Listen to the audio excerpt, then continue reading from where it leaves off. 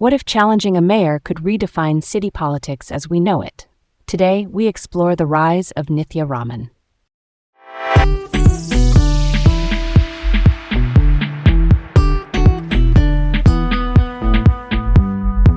Hi, I'm Leah, feeling intrigued today and ready to dive into this fascinating topic. And I'm Garrett, excited to learn more with you all. Welcome to Laid Back Learning with Leah and Garrett. All right, here's where we begin. Today we're talking about Nithya Raman, a Los Angeles City Council member and 2026 mayoral candidate whose work spans housing policy, homelessness services, and climate and tenant protections. Let me paint the picture for you.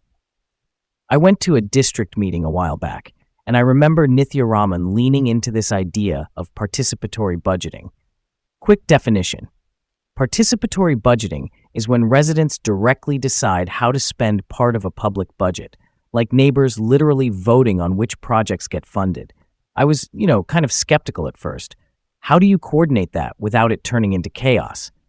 But the way it was laid out felt grounded. Clear steps, community proposals, and a process for weighing trade-offs. I walked out thinking, wow, if you give people real stakes and transparent tools, they can actually sort through priorities better than I expected.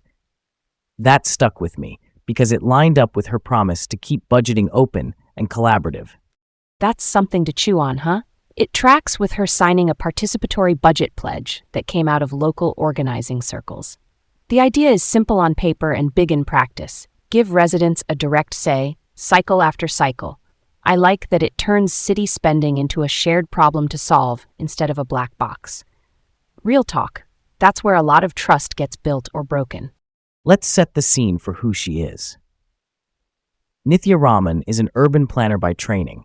Think of an urban planner as a city's puzzle designer, trying to fit housing, transit, jobs, and parks together so daily life actually works. She's an immigrant from India who became a U.S. citizen at 22, went to Harvard for political theory, MIT for urban planning, and moved to Los Angeles about a decade before winning office. She worked inside City Hall at the City Administrative Officer's Office, which is basically the brain for budgeting and contracts. On the ground, she co-founded Sealet Neighborhood Homeless Coalition to do outreach. That's face-to-face work, connecting unhoused neighbors to services. So she's got this mix of hands-on service and bureaucratic know-how. And she places herself in the progressive lane while still inside the Democratic Party.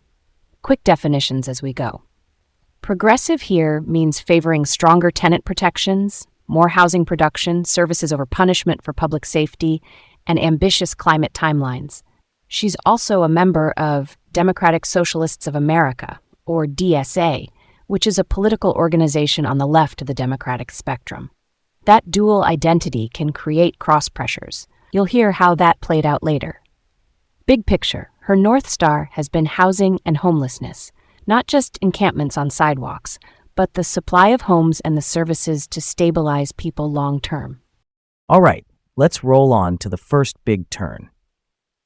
Back in 2020, Raman pulled off what the Los Angeles Times called a political earthquake. She beat the incumbent, David Ryu. That's notable because incumbents on the LA City Council rarely lose, and it hadn't happened for 17 years. How did she do it? A huge grassroots operation backed by Ground Game LA, which is a volunteer-heavy organizing group that built its field chops after a 2017 council race. We're talking tens of thousands of doors knocked. For a city as spread out as LA, that kind of ground game is like building a bridge across canyons. It connects voters who rarely get a real conversation at their door. Here's where it gets really interesting. Once in office, she moved early on tenant protections. She pushed amendments to a tenant harassment ordinance in 2021. In plain English, that ordinance tells landlords, no, you can't pressure people out with coercive cash offers or threats.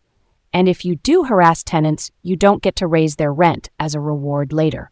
The City Council passed those additions. It's a classic lever, change the economic math so bad behavior loses its upside. Around the same period, she faced a recall attempt that fizzled before qualifying. That's a lot of heat for a newcomer, yet she kept foregrounding renters and services in her policymaking.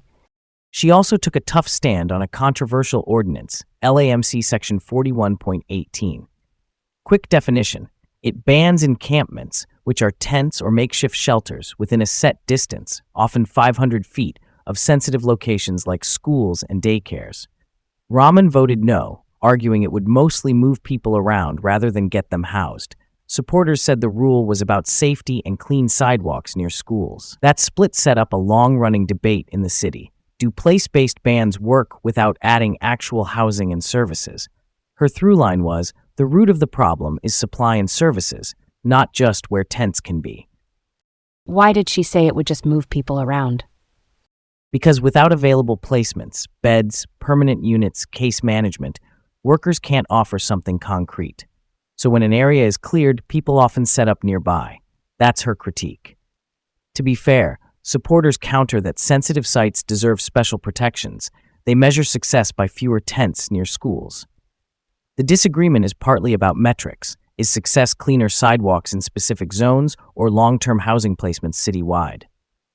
Moving right along, in 2022, she was appointed by then-Mayor Eric Garcetti to the South Coast Air Quality Management District Board, or SCAQMD. That's the regional agency that regulates air pollution. She said she'd center public health and environmental justice. That means making sure communities most harmed by pollution get priority relief. Fast forward to 2026, and she was removed from that board by Mayor Karen Bass. The mayor's office didn't give a reason, and some activists speculated it was tied to enforcement posture. We don't have confirmation either way, just the timing and the different governing styles in play. Let's switch it up to the middle stretch of her story, where the cross pressures show. On housing supply, she proposed in 2024 allowing mid-sized apartment buildings near transit in some single-family zones. Think of that as gentle density, small to mid-scale apartments in places that are mostly single-family homes. The city council voted it down 10-5 and instead focused on building more in already dense corridors. Around the same time, she declined to oppose a state bill that would allow multifamily housing near transit, SB 79. In other words, she was open to state preemption, which is when state law overrides local zoning. That reinforced her supply plus protections stance. And she didn't just talk supply, she bolstered protections. In late 2025, she authored a cap on rent increases for rent-stabilized apartments, setting a 4% maximum in a year. Rent-stabilized units house nearly half of Los Angeles residents, so that's a large swath of the city. It was the first time in 40 years the rent stabilization ordinance got stronger rather than looser. That's close to the heart of her renter-centric approach.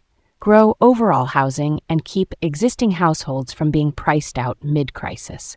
Then came Measure ULA, often nicknamed the mansion tax. It's a transfer tax on high-value property sales with revenue for housing and homelessness programs. In 2026, Raman introduced reforms, arguing ULA as structured had become a big obstacle to building new housing, but she also said the revenue was essential. Supporters of ULA pushed back hard. They said permitting and financing are the true blockers, and that reform talk helps developers more than residents. Meanwhile, a statewide initiative to repeal ULA qualified for the 2026 ballot. So she framed reform as a way to protect revenue from a total repeal, while critics saw that as a risky concession. That's a delicate line to walk. There were also notable rifts in her coalition. In 2024, Democrats for Israel Los Angeles, a pro-Israel Democratic group, endorsed her city council re-election. At the same time, she co-introduced a resolution calling for an immediate and permanent ceasefire in Gaza with 2 other council members. The Los Angeles chapter of Democratic Socialists of America, or DSA-LA, censured her for accepting the DFI-LA endorsement, but still endorsed her re-election. That's a complicated dance. It shows how foreign policy can ripple into local alliances without neatly defining them. Why would DSA-LA censure her, yet keep the endorsement? Because coalitions are layered. They may disagree on a specific endorsement tied to national politics while still aligning with her on core city issues like tenant protections, labor, and housing supply.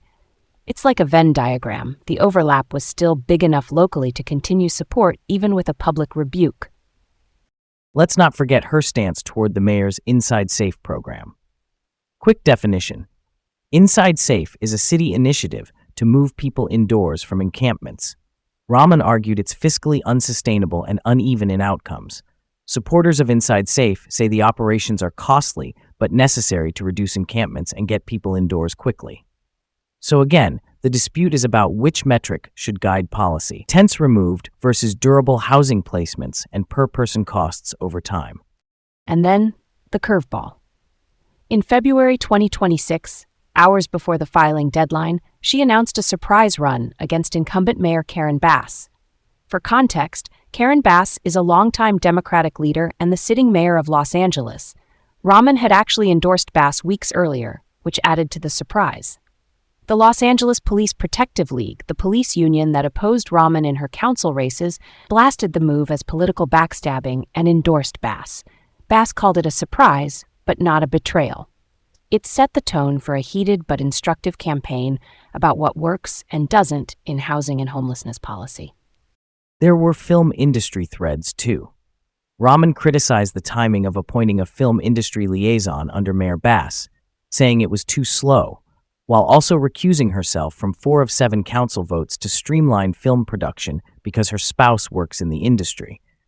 Recusal just means stepping back from a vote to avoid conflicts of interest.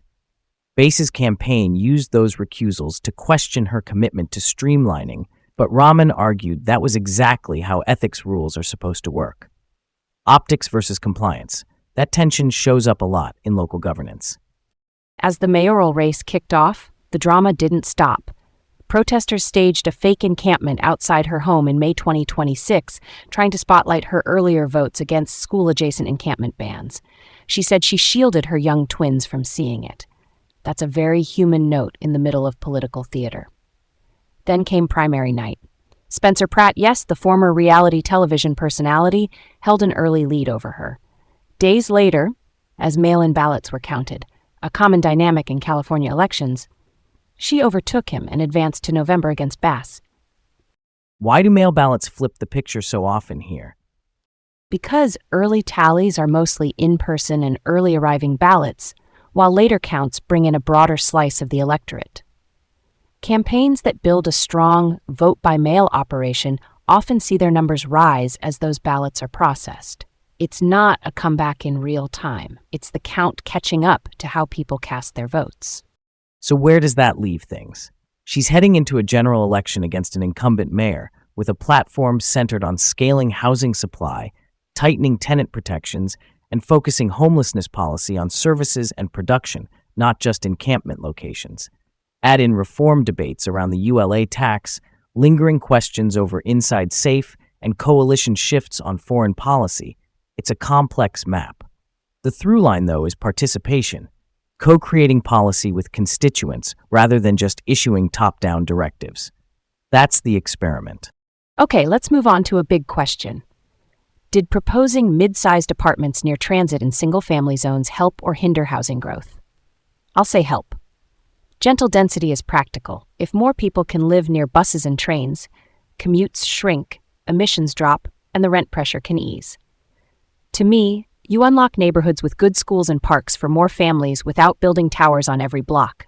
That's a targeted adjustment, not a citywide bulldozer. I hear that. My counter is, it can be politically divisive and slow to implement at scale. Concentrating growth in already dense corridors might deliver units faster because the infrastructure's in place. Sewer, transit frequency, and commercial amenities are already stacked there. When you push changes into single-family areas, opponents mobilize hard and projects can bog down. If the aim is units now, big corridors might be the efficient liver. Totally get where you're coming from. But I'll add that political will is shaped by what leaders propose repeatedly and communicate clearly. If people see mid-sized apartments designed well, with tree canopies and setbacks, opposition can soften over time. And you don't get full affordability or desegregation goals by only building where it's already dense. You need some growth in high-opportunity zones, near transit, near jobs, near schools. That's a solid point. Maybe the answer is a both and.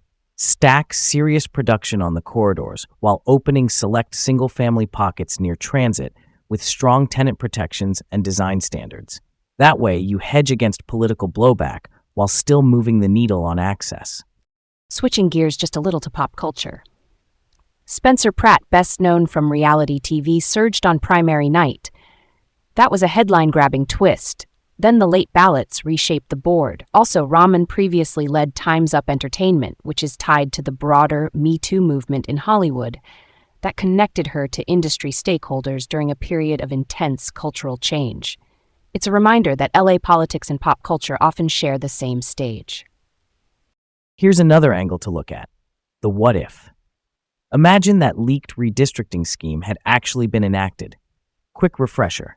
A 2021 recording captured city leaders discussing splitting Koreatown to weaken Raman's renter-heavy base. One person said put her district in a blender. It didn't get enacted as discussed, but if it had, a key block could have been diluted. She might have faced a much tighter 2024 race, or even lost, which would have rewritten the 2026 mayoral field.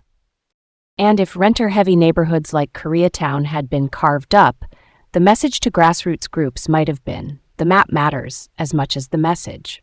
That could chill volunteer energy. People need to believe that door knocking can overcome the structural stuff. Or it could have sparked a bigger reform push earlier, like moving redistricting to an independent commission. Either way, it would have reshaped the political weather for years. Right, and independent commissions are designed to reduce conflicts of interest. The mapmakers aren't the politicians who benefit from the lines. If that structural safeguard had been in place before, maybe the leaked conversation never happens, or at least it wouldn't carry the same weight. Wild how that works out when institutions set the guardrails. So there's your big picture, from a grassroots upset to a citywide run, with housing supply, tenant protections, and participatory governance at the center. This one's got layers, and they're still unfolding. Stay curious, keep it chill, and keep an eye on the local levers. That's where a lot of real change lives. And that's a wrap for this one.